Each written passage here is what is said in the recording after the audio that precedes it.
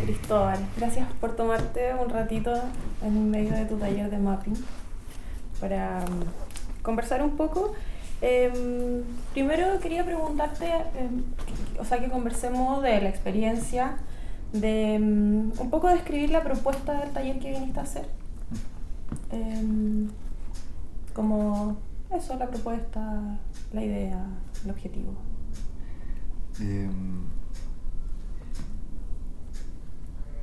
Bueno, la invitación que me hicieron los chicos era hacer un taller de stop motion, que ya yo encuentro es un gran desafío pensarlo en 2 días, como pensar un taller de stop motion en 2 días es desafiante y la propuesta tenía que ver, yo creo, con un pequeño o un primer, como entregarle a los chicos una primera aproximación, aunque muchos de ellos ya tenían una al stop motion, o quizás al stop motion como yo lo conozco, que es la manera que yo puedo comunicar o que puedo compartir, y que tiene que ver con varias cosas. Tiene que ver primero con la aproximación a la materia, como al stop motion, como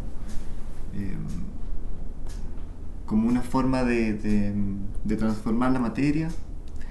Y yo creo que tiene que ver también con todo el contexto que adquirió, como una dimensión bastante como temática, que es como el stop motion como un acto mágico o un acto de espiritismo. Entonces era como...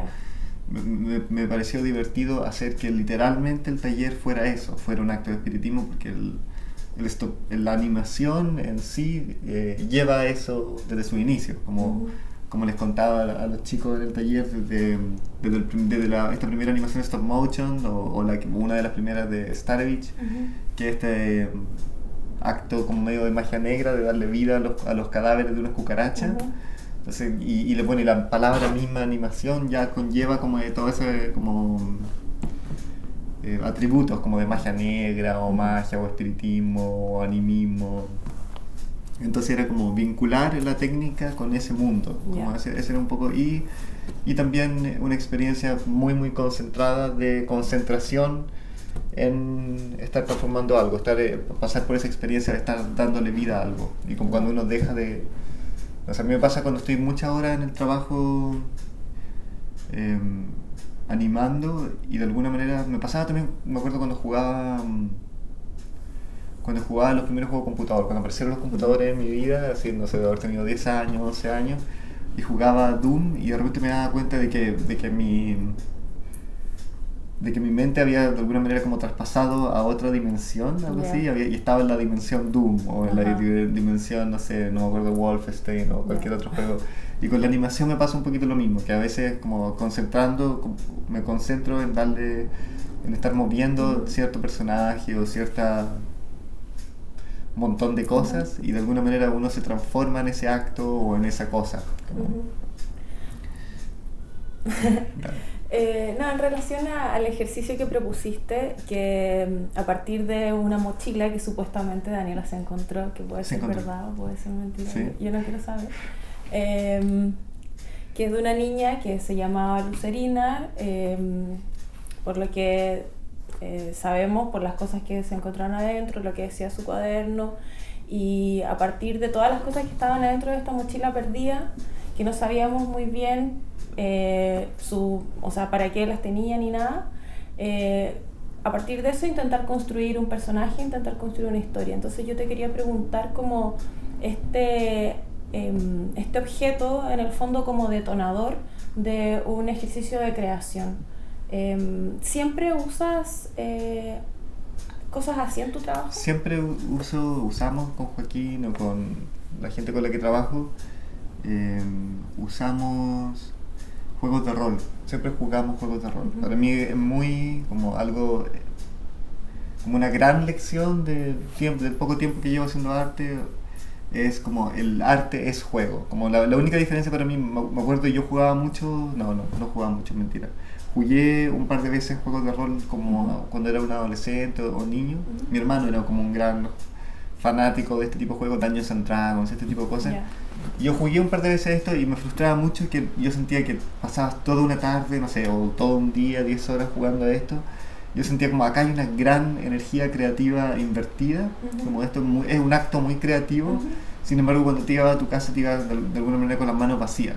Y eso me parece muy bonito, como que hay mucha gente que puede como estar feliz simplemente con la experiencia de haberlo hecho, que es válido, pero de alguna manera yo siempre tenía como una especie de vacío, decía como, puta, qué rabia que toda esta energía creativa no se traduzca en algo que puedes compartir con el mundo, como, no sé, una canción, y de alguna manera intento corregir eso como con mi trabajo, como aprovechar toda esa energía creativa entretenida que sucede en el juego, pero llevarlo a un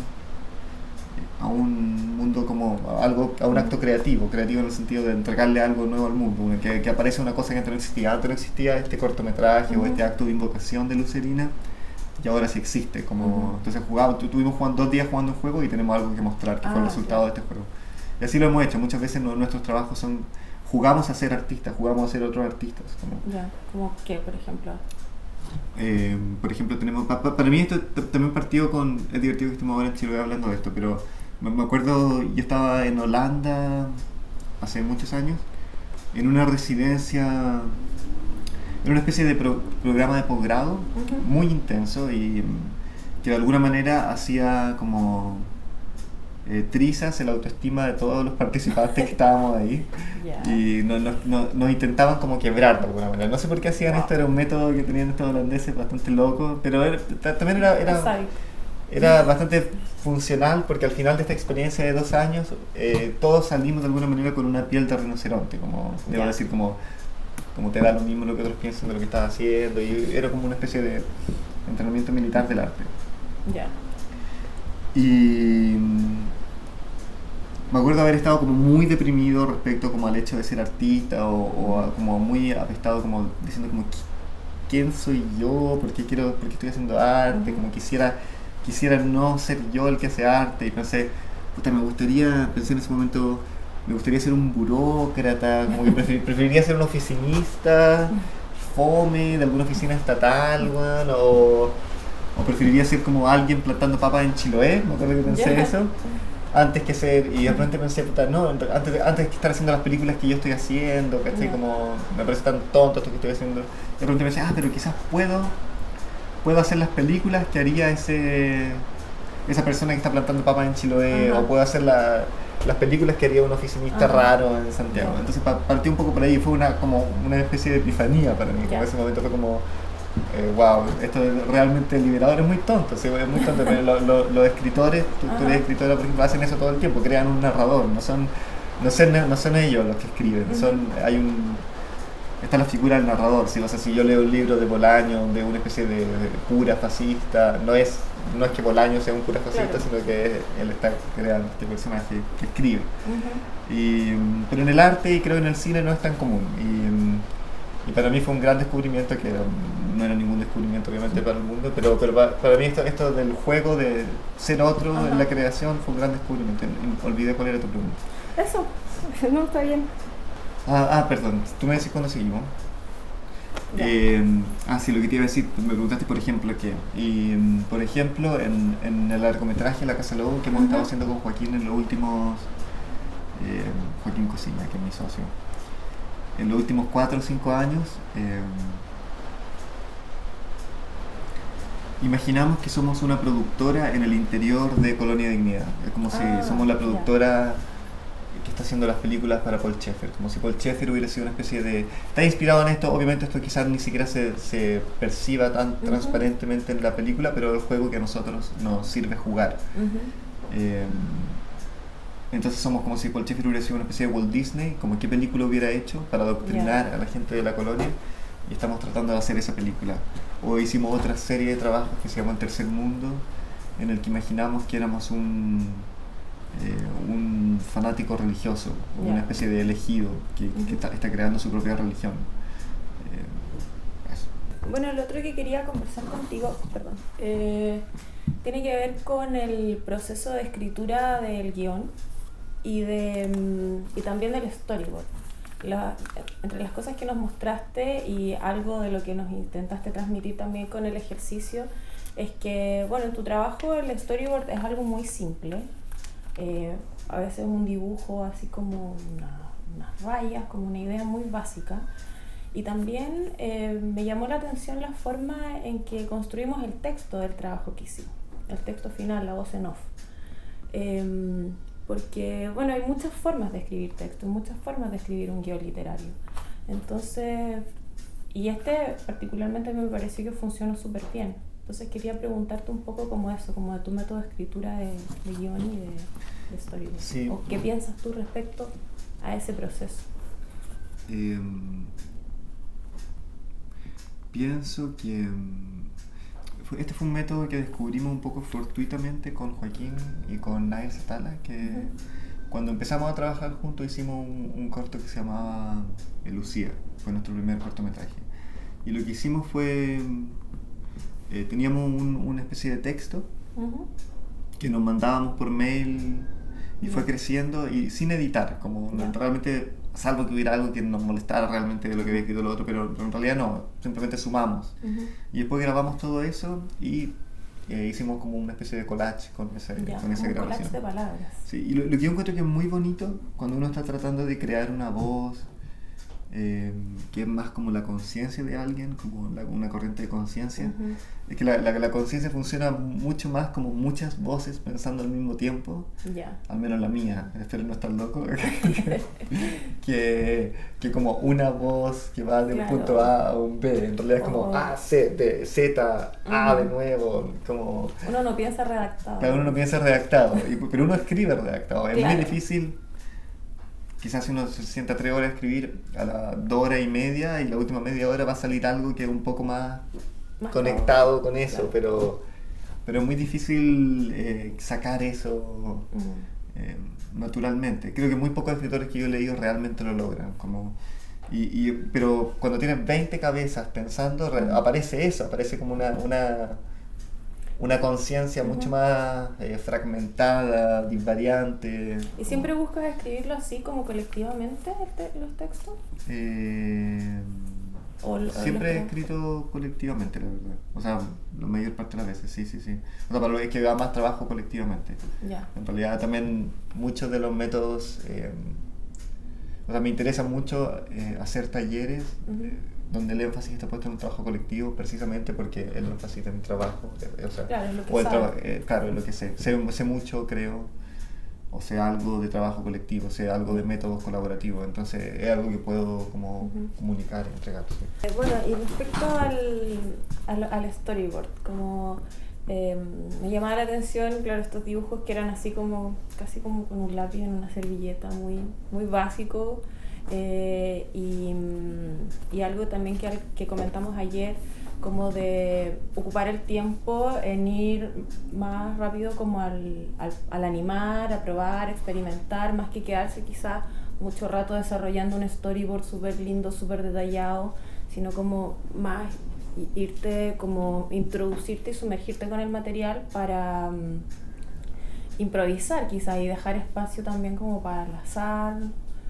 Y no sé, pues partir un poco como de ese chispazo que queda impreso y ahí empezar a explorar.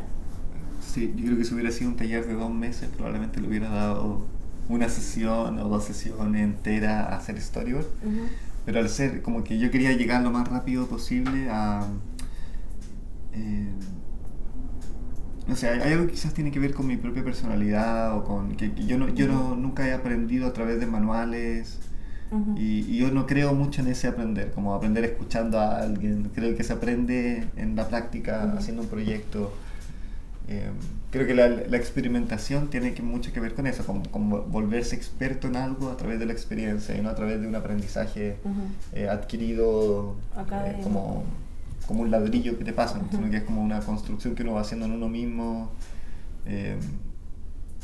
a través del tiempo. O sea, tiene que ver con la experiencia, experimentar, obviamente, es obvio. Entonces, quería que lo más rápido posible entraran en eso. También algo que bueno, esto también, obviamente, el taller yo creo que siempre así como el hacer obra es una experiencia de aprendizaje para el que está haciendo, hacer talleres también es una experiencia de aprendizaje para el profesor, sobre cómo hacer talleres. Y es algo que a mí me interesa como ir puliendo, especialmente con los talleres de stop motion, que siempre lo encuentro como algo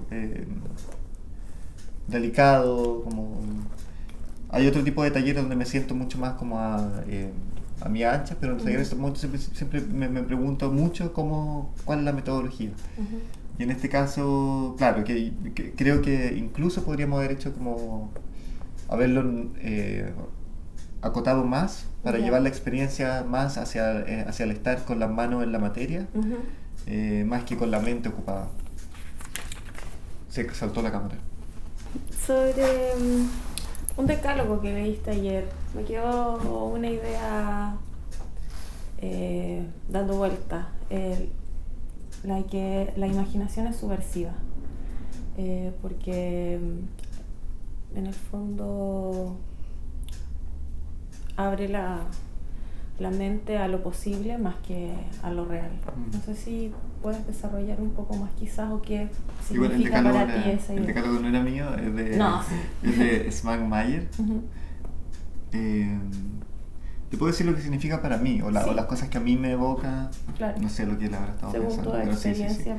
Sí, yo encuentro que el arte tiene que ser subversivo, y creo que eso significa que subversivo no en el sentido izquierdista que normalmente podríamos entenderlo, y no es que yo sea una persona de derecha, sino que justamente creo que la idea del arte es subvertir, o una idea que a mí se me ocurre que para la que nos sirve el arte es para subvertir ideologías, como nuestras propias ideologías, pero como tratar de ir lo más afuera posible, tanto en el terreno de la estética como de la ética. Como el arte debería retroceder a un punto, y yo creo, donde las cosas que entendemos que están bien y las cosas que entendemos que están mal no son válidas. Las cosas que entendemos que están feas y las cosas que creemos que son bonitas tampoco son válidas. Creo que en ese sentido yo me imagino que el arte y la imaginación tienen que ser subversivos, tienen que retroceder ideológicamente lo más posible. No sé cómo desarrollar esto, creo que no lo estoy explicando bien. Creo que tiene mucho que ver con lo que estábamos hablando antes de los juegos de rol. Como para mí, no sé, uno tiene muchas, como en la vida cotidiana, no sé, yo milito en un partido político, por ejemplo. Estoy pensando en no hacerlo más. Pero, o te comportas sexualmente de determinada manera. No sé, como uno sigue muchas normas porque te has acostumbrado a comportarte de esa manera, y porque crees que ciertas, como tu vida cotidiana te lleva a creer ciertas cosas respecto a problemas muy específicos. Y la cultura. Que tiene que la cultura. Y creo que justamente el arte y la imaginación deberíamos forzarnos no a confirmar lo que ya estamos como confirmando durante todos los actos de nuestra vida cotidiana, sino que justamente a tratar de desafiar esas cosas, como nuestra identidad de género, nuestra identidad política, bueno, etcétera, social, étnica, no sé, cultural, etcétera, etcétera. Encuentro que todas esas cosas son como, claro, ponernos en cuestión todo el rato. Encuentro que el arte tiene que ir liberándonos de esas como estructuras, y no lo contrario. En ese sentido yo creo que la imaginación y el arte, por extensión, deben ser subversivos, o sea, son subversivos, nos llevan naturalmente a espacios que nos incomodan, a romper, sí. Sí. Bueno, para hablar un poco de tu trabajo y de la película que estás haciendo, y esta idea de instalar y hacer perdón, tiene mucho que ver, por ejemplo, con que tú andes con eso, con la Virgencita, sí, es como, eso es un acto súper como artístico de alguna manera, como, sí. Como tú identificarte con una monja, me imagino, claro. con el objeto de tu fijación artística. Como, que no, porque tú precisamente en tu vida cotidiana no te comportas como uno, creo. O sea, no. Como, sé un poco. Claro, pero sí, te entiendo. Bueno, ¿cómo se llama, perdón, la película que estás haciendo? La Casa Lobo. La Casa Lobo. Bueno, con esta idea y este proceso en el que han estado estos últimos años de grabar la película en museos, como de instalar el taller y hacer del proceso, ¿cómo se llama el proceso de rodaje también se llama? Sí, fotografía, animación. La producción de animación, sí. La producción de animación de la película en museos y abrir un poco ese espacio. Cuéntame un poco cómo surgió esa idea, cuánto tiempo lo hicieron, cómo... Yo creo que surgió por varias razones. Una razón era desde que hicimos nuestros primeros cortometrajes. Nos enamoramos mucho de los lugares donde estábamos filmando. De alguna manera decíamos, esto es tan o quizás más interesante que el cortometraje que tenemos al final del proceso. Entonces, en nuestras primeras instalaciones, porque desde un comienzo nuestros cortometrajes lo hemos mostrado en el mundo del cine, pero sobre todo en el mundo del arte. Yeah. Y nuestras primeras instalaciones para mostrar estos cortometrajes, de alguna manera, eran una réplica ilustrativa de alguna manera de esos sets, desde muebles rotos, tierra por todos lados, dibujo de carbón, que era muy parecido, o tratábamos de que fuera muy parecido, pero obviamente no era muy parecido de una manera muy ilustrativa, creo. Si bien eran, creo, bonitas instalaciones, si uno lo ve en la foto ahora, a nosotros siempre nos dejaban un sabor un poco como extraño de que no tenían la naturaleza caótica, accidental, espontánea que nos traicionaba de alguna manera, que nos sorprendía a nosotros mismos, que tenían nuestros sets, pero la instalación volvía a estar controlado, que era lo que a nosotros no nos gusta. Y en algún momento, bueno, y por otro lado, esa era una razón, que teníamos esto y en algún momento dijimos, bueno, ¿por qué no lo ponemos directamente? Y por otro lado teníamos esta como preocupación de que si nos poníamos a hacer la película durante 2 años, que era lo que nosotros nos imaginábamos que queríamos durar al comienzo, íbamos a dejar de hacer exposiciones en un momento en que no queríamos, por diversas razones, dejar de hacer exposiciones. Entonces fue como, ¿cómo hacemos esto? Y fue, bueno, ¿por qué no hacemos las dos cosas juntas? Y decidimos que a casi todas las exposiciones que nos invitaran íbamos a decir que sí en el fondo, porque nos estaban invitando a exposiciones y era como que lata decir que no, eran exposiciones como que nos interesaban de alguna manera. Entonces, bueno, decidimos decir que sí, pero pedirle que nos aceptaran como residentes de las exposiciones. ¿Y eso siempre se lo tomaron bien? Nosotros, sorprendentemente sí, como bueno, en un comienzo nosotros decíamos, pero tenemos una propuesta, como podemos trabajar ahí, esperando que nos dijeran que no, y todos como, sí, bacán, así como que obviamente está muy... Y al final la gente se empezó a interesar en eso y nos empezaron a invitar justamente a hacer eso. Porque se dieron cuenta de que funcionaba muy bien, yo creo que funciona muy bien. Y nada, ha sido maravilloso. Para mí ha sido una como gran experiencia de aprendizaje en muchos sentidos. Sobre todo cuando uno hace películas, hace arte, en el momento de mostrarlo hay una especie de vacío que es como... Me acuerdo, yo tenía un amigo que yo encontraba muy muy talentoso y que me decía como que estaba muy desilusionado y dejó de hacer arte, de hecho. Estaba muy desilusionado del arte porque llegaba a la exposición, exponía y era como una especie de depresión postparto, como se enfrentaba a un vacío y que él había un proceso que él se había entregado espiritualmente, como creativamente por completo, y después desaparecía y no tenía ninguna especie de retribución. Iban de meses más 3 personas.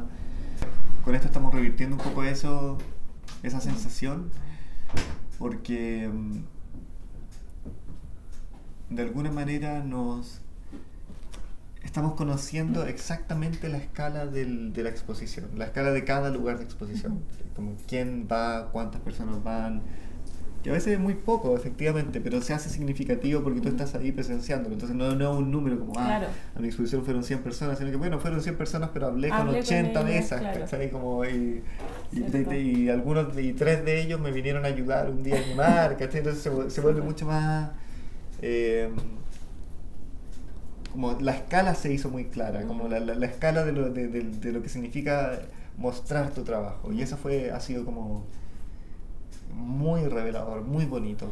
Respecto, bueno, otra cosa que mencionas también de esto es que a ustedes les interesaba como activar el espacio, no solamente estar ahí trabajando y como un poco en vitrina, sino como hacer cosas para la gente que va, ¿Por qué les parece importante eso? Yo creo que justamente por lo que te mencionaba, porque... ¿Y qué cosas hacen específicamente para eso, para activarlo? Lo que más hemos hecho ha sido esto, como estar nosotros trabajando ahí, pero también esta misma experiencia de talleres, por ejemplo, lo que estamos haciendo ahora, lo hemos hecho en lugares de exposición. Ya. Entonces el mismo proceso de enseñanza o talleres de arte o la educación artística se vuelve también un acto artístico por estar en un museo, la gente puede ver eso. Entonces hemos hecho talleres con niños, con jóvenes, hacemos siempre muchas visitas guiadas de colegios, universidades, hacemos conciertos, hacemos charlas y tratamos de usar los espacios de exposición para eso. Siempre tenemos piñatas en nuestra exposición. Para la última exposición teníamos una piñata, sí, piñatas con dulce. Pero después, como sentíamos que para las inauguraciones faltaba como un momento climático, como que era como la inauguración y como que no pasó nada, entonces sentíamos que necesitábamos una especie de clímax de la inauguración, entonces empezamos. Ahora cada inauguración que hacemos tenemos una piñata. ¿La construyen ustedes, me imagino? No, las compramos o las construimos, depende del... A veces tenemos tortas, por ejemplo una exposición que giraba entre otras cosas en torno a la figura de Jaime Guzmán. Ya. Entonces una vez mandamos a hacer una torta con la cara de Jaime Guzmán y justamente se dio que ese día estaba de cumpleaños mi hermano, entonces le cantamos cumpleaños feliz con esta torta, después la soplamos y nos comimos a Jaime Guzmán entre todos. Hacemos ese tipo de cosas. Que había sido muy revelador el proceso de abrir como la filmación de la película a la gente, y quería preguntarte cómo ha mutado el proyecto a partir de eso, cómo ha cambiado. Yo creo que lamentablemente el proyecto mismo de la película no ha cambiado tanto como podría haber cambiado. Como justamente creo que era un proyecto que tenía otra génesis, por lo tanto más bien no podemos como realmente conectarnos tanto con los lugares como quisiéramos, como dejarnos fluir completamente, porque estamos más o menos, la hoja de ruta ya está predefinida por un guión, una historia. Entonces ha mutado de manera que quizás yo no me doy cuenta. Ha mutado más bien como en el proceso de hacerlo más que quizás en el resultado que uno va. Pero tenemos a futuro planes de hacer obras hechas en museos o en galerías, en espacios públicos, que sí nazcan de esta idea misma de, por ejemplo, queremos hacer un cortometraje en un museo que se trate de gente que está en un museo, algo como, y con actores y en base a talleres también, ¿no? Súper. ¿Y en qué sentido ha sido revelador entonces? En el sentido que te comentaba antes de la escala de la escala del hecho de exponer, de la escala como del compartir una obra artística, porque ahora no se trata solo como de conozco muy bien el proceso de hacerlo, pero no conozco tan bien como lo que pasa cuando lo expongo. Ahora también es como todo se vuelve mucho más una sola cosa, como mostrarlo y hacerlo es una sola cosa, y eso ha sido como muy y conozco el proceso de mostrar, eso es como algo que normalmente los artistas creo que no conocen tan bien, como qué pasa cuando la obra está en un museo. Claro, se queda ahí, sí, se queda como una especie de una zona muy ambigua como. Y está bueno que deje de ser ambiguo. Por ejemplo, una de las primeras cosas que hicimos cuando empezamos a hacer este proceso, nos dimos cuenta que la gente que iba a nuestras inauguraciones en general, así como los más persistentes, eran nuestras familias y amigos. Entonces inventamos un centro cultural que metimos dentro de nuestras exposiciones y organizamos una exposición de nuestros padres, por ejemplo, o de familia, y metemos un centro cultural donde solo podían exponer familiares nuestros, un centro cultural nepótico. Entonces una exposición donde exponía mi padre y el padre de Joaquín, y nosotros éramos los curadores. Qué bonito, como un juego también, juego, sí. Muy de juego. Y después, pero eran obras de ellos realmente, después de nuestros hermanos, de nuestros abuelos, abuelas, empezamos a investigar obras que habían hecho nuestros familiares, nuestros ancestros, como muy bonito, sí. Bueno, tenemos que volver, muchas gracias. Y volvemos al taller. Gracias.